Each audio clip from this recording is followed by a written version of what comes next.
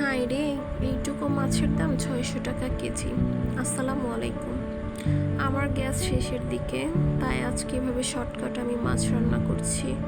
সবসময় ছোট মাছ এভাবে রান্না করি, বাট কখনো বড় মাছ বা ইলিশ মাছটা এভাবে রান্না করা হয়নি।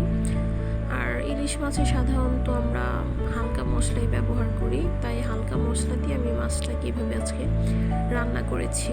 তবে খেয়ে মনে হয়নি যে মাছটা এভাবে রান্না করা। সবসময় মশলা কষিয়ে যেভাবে রান্না করি ঠিক স্বাদটা ওই রকমই ছিল।